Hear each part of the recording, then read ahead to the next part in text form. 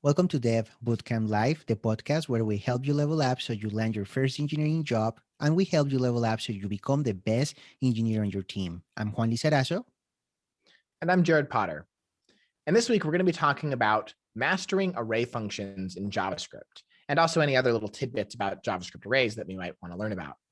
So I'm going to go ahead and kick things off and get started. So arrays are a special object in JavaScript, and these objects come with a special set of functions that we can call on them for easy accessibility to a lot of basic functionality that we would like to use. So there's a broad range of different functions that we can call, and we're going to be focusing on our favorite ones and helping give you tips on how to best use them or how to best use which ones in which circumstances. Understanding these can really help you in a coding interview to just more quickly, easily solve the problem that they're asking, rather than drawing out a more detailed solution. Yeah, and that's a great topic, Jared, because if you think about it, like every day we're working with arrays, no matter what task we're doing, like we're using arrays for everything because it's such a fundamental data structure that we use, right, in our day to day. So that's really good to cover methods because there's methods that we forget that they exist. So I think this is going to be very useful for our audience today. Yes, absolutely. I agree. And yeah, by the way, I know it's a pretty basic thing that I'm sure a lot of you guys already understand, but when we say method or function, right, for the purpose of this is pretty much the same thing, right? For the most part, those are indistinguishable terms. There's a slight difference, but we're not going to get into it right now. So we're just going to kind of go back and forth with a few of our different favorite functions that we use and kind of just talk about them a little bit. So the first one that a lot of you guys might use is the sort function, right? So there's times where you're going to have an array where the items are just not sorted according to a specific order that you want. Or maybe you want to be able to switch between the order very easily, right? So imagine like a list of products on a page, and you want to do a simple client-side sorting, so you want to be able to sort by maybe alphabetical, or you want to sort by highest customer review or by price, right? Ascending or descending, right? There's a lot of reasons that you might want to do this. So with the sort function, how it works is you're going to have your array, you're going to call array.sort, and then in it, you are going to be passing it a higher order function, which is just a function that takes a function as a parameter. And it's going to basically take in that function that you're going to be passing in is going to take in basically the first element and the second element. And it's your job as an engineer to compare these two to say which one comes before or after the other one. And you do this by returning either a negative number, a positive number, or 0 to say that they're equal, which it doesn't matter which order that they go in.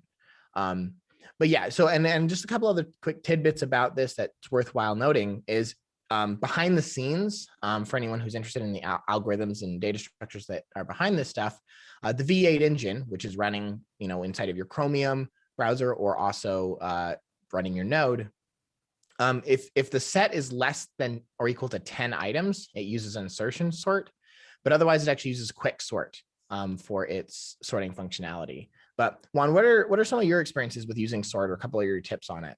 Yeah, sometimes like with sort, usually when you want to have a different, well, there's two use cases that I can think of. One, of course, when you don't want to order just ascending. Let's say you have some sort of collection or names or products or something, and then I want to order them but not ascending. Then that's when you start playing with these functions you pass, and then you compare. The letters, and this is something that maybe students don't know, but when you have a string.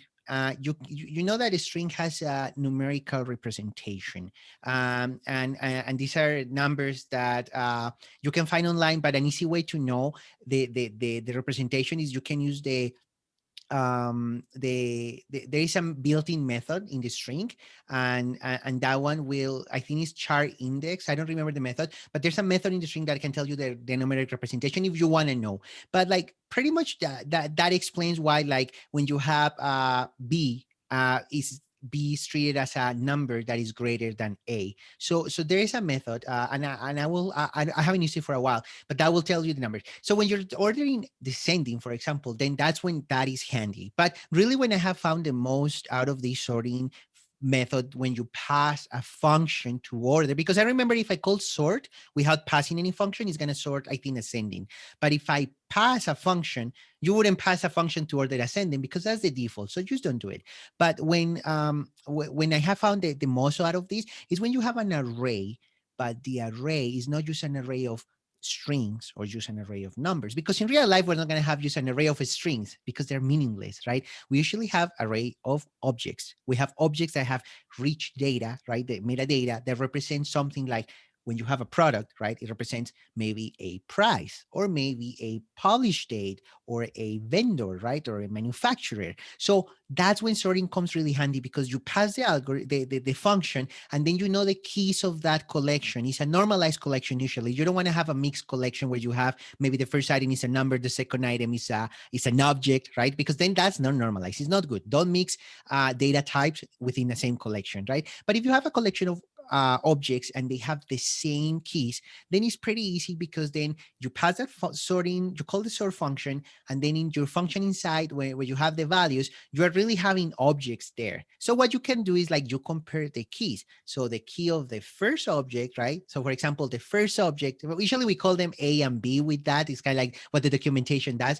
So it's usually like, okay, the A item or the first item or the left item, right? So it's like A dot and the key name. So let's say we're sorting products by price and is descending or just ascending. The sort algorithm by like the sort function doesn't know about your custom keys. It doesn't know that maybe it's dot price, right? So that's when you use that function, and that's when you get the most out of this. And then you call it, right? And then you would do that comparison. You would do something like A dot price is greater than B dot price. So if it is greater, you return a positive number. So you return 1, for example, right? Or if it is not greater, then you return -1. If it is the same, see, so if A dot price is equal to B dot price, then you just return 0. And that's when the sorting occurs. But really, you are telling JavaScript like, okay, do the traditional sorting you do, but these are the keys I know about. And that's when I have gotten the most out of this. And this is when it's a very common case.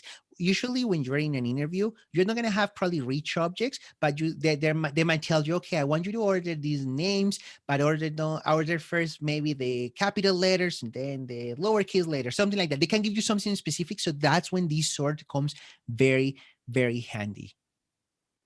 Yeah, no, I appreciate that additional explanation on that one. That's wonderful. What's one of your favorite functions, Juan? For the array, the for each. That's the one like I use the most, right? Because usually with arrays, like when you have collections and you need to loop through a collection, right? We could do like, okay, we can do the for of and do different things, but it depends what you need to do. If you need to get data out and then you want to stop the full execution, let's say you are iterating through your array and then you want to just iterate through the whole collection. For each is very handy because the syntax is just easier to read. For each is a little bit less performant than use a traditional for loop, right? But if you know that you need to iterate through the whole collection, 100% of the items, for each is just easier to maintain. The code is just more readable. So many teams are going to encourage you to use just for each because it's easier to read that for let and then the I and then I plus plus, right? And then you have to do something like item and it's harder to read. So just for each is easier. But if you don't need to iterate through the whole collection, right? Let's say you don't need to print all the collections. You need to just like print the first match, right? Then you wouldn't do for each, because the thing with for each is that it receives an argument, which is a callback, a function, right? That you just call, kind of like sort, is gonna function that is gonna be called for each item in the collection. But the problem with that is that there's no way to stop it. So if you need to like there's no way to stop it, because if you put something like return or break, it's going to return that specific call for that item. But if you have 100 items, it's going to go and iterate through all of them. So in those cases, maybe something like for, a traditional for loop, for of, or a for let, right, with I plus plus is going to be better. So that depends on the case. But most of the times you find that you need to iterate through the whole collection, and then for each comes very handy. And that's my favorite method because it's the one I use the most for like my day to day for each. Yeah, absolutely. Yeah, no, I also really like for each. There has been a couple of instances where I've needed the inside of the function to be to be synchronous, and I ran into issues because for each is not inherently synchronous as I understand it, or maybe it was just the use case I was using. But yeah, it's quick and easy to use. And yeah, if you need it, guarantee go there through every single item. It's a great option to use. Yeah, that I think what you're mentioning, what used to be maybe with Node, but in browser JavaScript is fully synchronous. In Node, I could say it like where you can treat it a little like a synchronous, but I think it's still synchronous. I think it's still blocking. But I Okay. remember running into that because in Node, some of those functions are non-blocking, right? So then there could be confusion, but it depends because our audience, they're using both. They're using Node for their APIs. So yeah, be careful. Like if you're using Node, right? Be careful because some of those functions that receive a callback are non-blocking. So if you don't understand what I'm talking about, read about non-blocking functions in Node. But I could see like that it could feel that is non-blocking, and I think I remember running into that, but I think it's synchronous. I don't remember. Yeah, definitely. All right. A couple of other really important array functions, and I'm kind of put these two kind of together because I think that people can confuse which one to use and when to use the other one. But these two are the reduce function and the map function. And you can actually accomplish oftentimes the same thing with both of these functions, but I think there is a better use case for each of them. To start, I would say that we'll talk about the reduce function. So the reduce function, well, again, we're calling it on an array, right? And pretty much all of, well, not every single one of these, but a lot of the functions that we're calling on an array will iterate through every item on the array. Kind of what the goal is with a lot of this. So with reduce, how it works is you pass in as the first parameter a callback function. And then the second parameter is a very special parameter, which is what's called your accumulator. And you can think about this as an object that will persist through every iteration of the loop. And you can think about it as keeping track of things. So when I think about reduce, I like to think about summing things up. So there's a really basic example. If you have, let's say, an array of numbers, you could, initialize that accumulator as 0. And then inside of the iterator, inside of the callback function, you receive in the current instance of that accumulator as the first parameter. And then the second parameter is the current value. So whatever item is coming in from the array on that iteration. So you could just simply say return, well, we could name that as accumulator sum, right? So you could say return sum plus, the current number. And this will go through and add all those numbers together. And at the end of it, you're going to assign all, the whole array.reduce to a sum. Now, this is kind of a simple example that you'll find on documentation. But what I find more interesting is if you have, let's say, more complex objects, an array of more complex objects that you're going over, you can basically pull out all sorts of statistical information from that whole array and store it in this accumulator and then return it, right? So this is a use case that I found very useful.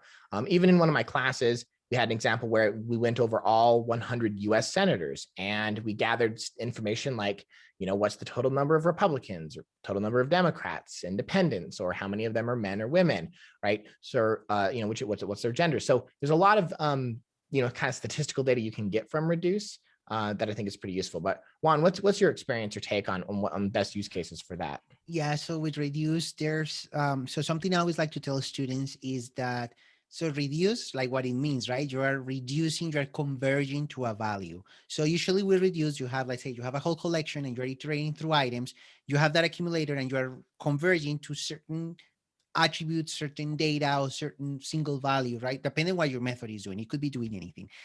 One problem I have with reduce is that there's a tendency to create one-liners, right? Some engineers like to overuse it, right?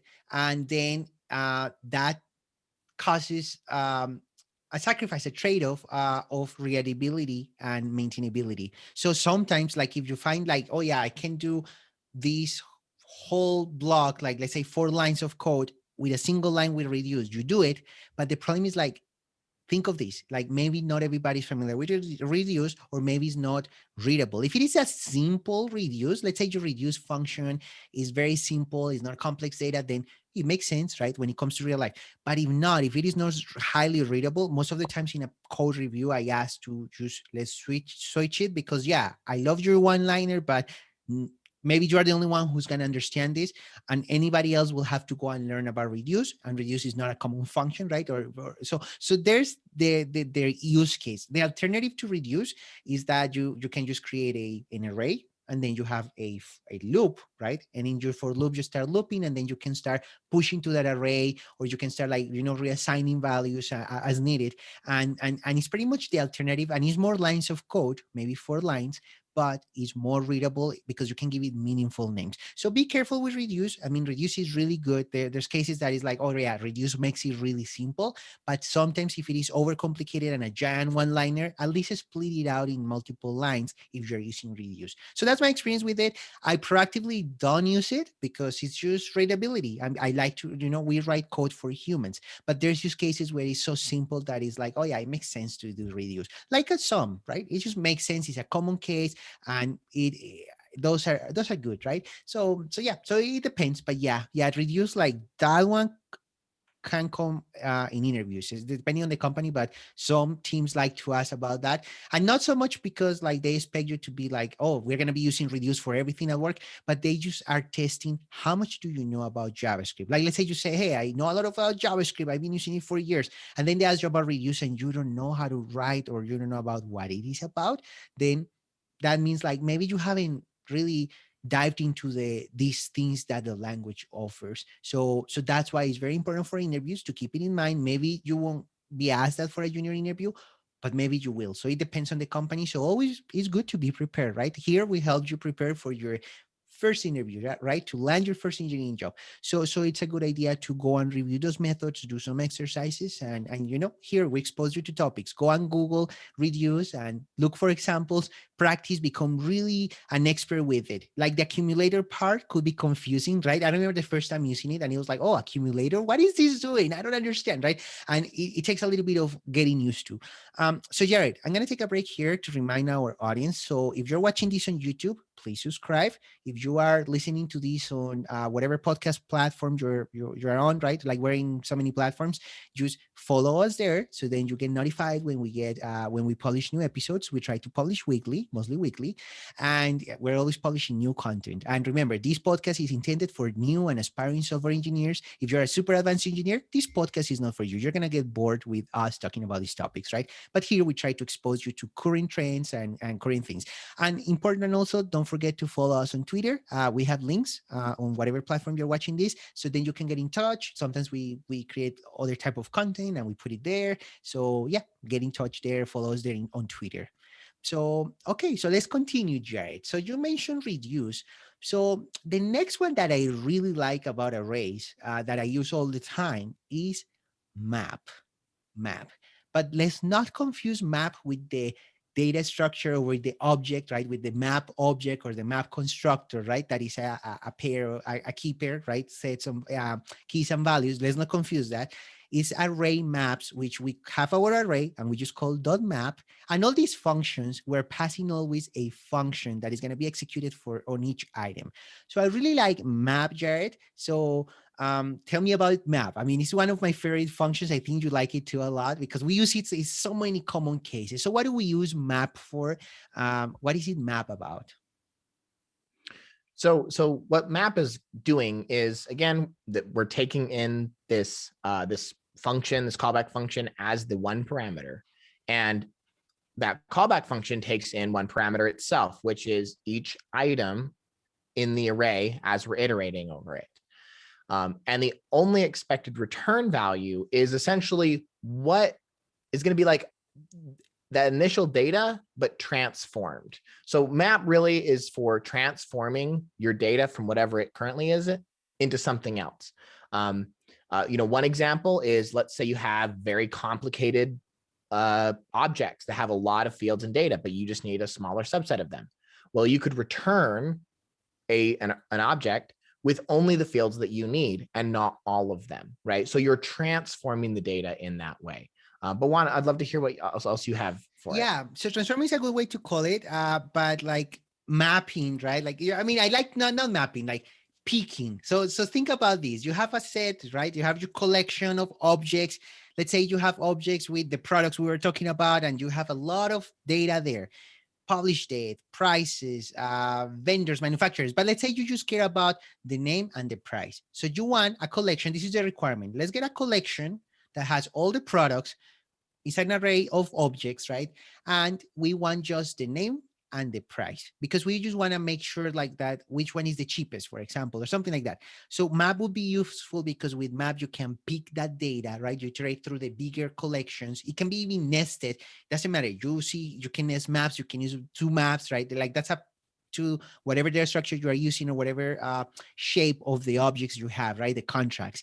But in like maps, right? Like you use it to like pick, right? Kind of like picking up from a menu, right? You get the first object, is like, okay, I'm gonna pick name and price, and it puts it in the array and then moves on to the next item.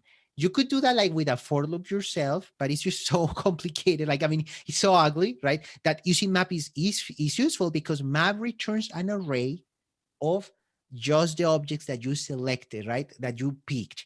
One catch with map, Jared, and this is very common, is like, let's say you say, you know what? Sometimes if, for example, our list of products, I don't want to pick the products that are higher, like that are more expensive that are over $100, right? Let's say you say, okay, it is over $100. Let's use return, right? Then return just means that returns undefined, right? In JavaScript, we just return nothing, you're returning undefined. So what happens in those cases is that you're going to get a array that's going to have items that are undefined. So you can have product, a product, a product, undefined, right? But sometimes that's not good for your UI. You don't want to print undefined or get errors. So when that happens, when you have a collection that you want to pick, but it's not, let's say you have 100 products and you don't want the 100 items, you just want the cheapest ones, and there are 100, and maybe it's just 10 of them, then you will want to combine it with a dot filter, which is another function. Maybe we'll talk about it today or not, but it's out there. Filter, Google it, and usually you will combine the two of them. And because map returns an array, you can chain them. So if you know about method chaining, it's very useful. If you don't know about it, Google it. Method chaining in JavaScript. So that saves you some lines and makes the code more readable for clarity, right? And the alternative to that is you could do a for loop, right? And instead of push to a new array, and when you don't want the item, you just continue, or you don't push and move to the next, right, on the loop, and then you won't have to filter. But then the code is more like harder to understand. And it's always nice to use these built-in methods because they work at the engine level. So they work like really fast because the engine is running that. So that's going to be like doing a better job for what you could do manually, right? And so don't do the work that the engine does for you and these methods that JavaScript offers for you. But yeah, that's my experience with map, Jared. So what would be the next method, like your next favorite? Yeah, so I think we should talk about two functions that I think a lot of students can get confused and which one to use in which circumstance. And these two functions are going to be slice and splice.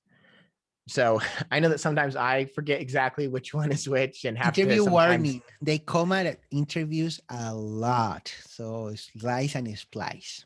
Yeah. So I have a couple like little mental tidbits that help me kind of keep these separated. So when I think of slice, I like to imagine a knife and like a loaf of bread, right? So there's my array is like my loaf of bread, and I'm slicing down and I'm cutting the bread. And the think about with slice is that I am taking one of those chunks of bread, either the first half or the second half or something like that, right? So that's what I think of when I'm thinking about that. Now it's important that when you do call, so you can use slice, and either if you don't pass any parameters or if you pass a 0, it will return you a shallow copy of the array, right? So this is actually one of the many ways that you can clone an array in JavaScript very quickly. So you can do that. Or if you pass in, I'm trying to remember here exactly the, Minus like, let's one. say you, go ahead. -1. I'm just Yeah, guessing. what happens with -1, Juan? Tell us. Returns the last item. That one is Oh, like so okay. common. Like, how do I get the last item? -1 and returns the last item. Yeah. So That's what I like to think about. So you're basically you're slicing the array and you're getting 1/2 of it out of it, right? And you're going to be defining at what index that you're going to basically make that slice happen. Juan, what else do you know about slice? So yeah, so slice returns always a new array. You mentioned shallow copy. So if you don't know what that means like anybody listening out there, that really means that if you have an array of objects, you're not gonna get a copy of those objects. You get a new array, but it's pointing to the same references. So be careful if you change the objects in there. Okay, so always keep that in mind. Basic JavaScript there. Very useful, like the explanation you gave, right? If you do -1, the negative comes from like end to the beginning. And let's say you say -3, it returns like the last 3 items. So it's very useful when you need the last item of the array. You do just dot slice -1 returns just the last item. Sometimes it's very useful. An alternative, you can do array, square bracket, array dot length -1, close square bracket, but that's so verbose and kind of like hard to understand that just with the slice is just easier. Why? Because you can do a slice and you can give it a name to that -1. Instead of just passing -1, you can give it a name constant, something like, for example, index of the last, in like items from left to right or something like that. I mean, like you can give it a name and it's like, oh yeah, it's returning the last item or last item index and something like that. You can give it a name. It makes it really useful. Something that you mentioned about Splice, the way I remember what Splice does. So Splice is like very pretty much the same that Slice is doing, but Splice modifies the array you call it on. So instead of returning a new array, Splice returns the removed items. If you remove items, right, like the items that you are ignoring, but modifies in place. So how do I remember about Splice? Is because Splice is kind of like place, right? Splice. So in place. So it modifies the existing array. So for an interview, for example, if it tells you like, okay, modify this array, just get, this first half or use this index from like get the second to the 10th element out of this array, but you cannot return a new array. So you're like, okay, maybe how did you delete items from an array? You could delete items, but then you're going to have undefined. If you use something like map, you're going to return a new array. Doesn't modify in place. So a trick is that you say, okay, Splice to modify in place. When it's useful, when you don't want to reassign to a new reference for performance, right? You modify in place, you're mutating the array. An array is mutable by nature, so it's a good thing. But very, very useful is when you have data that is subscribed to that array. For example, if you're working with observables and you have a reference to that array, you don't want to just reassign the array because you will lose that subscription. So depending on what language and stuff you're using. But if you have something depending on it, you maybe don't want to reassign it. And also for performance. So then Splice makes total sense.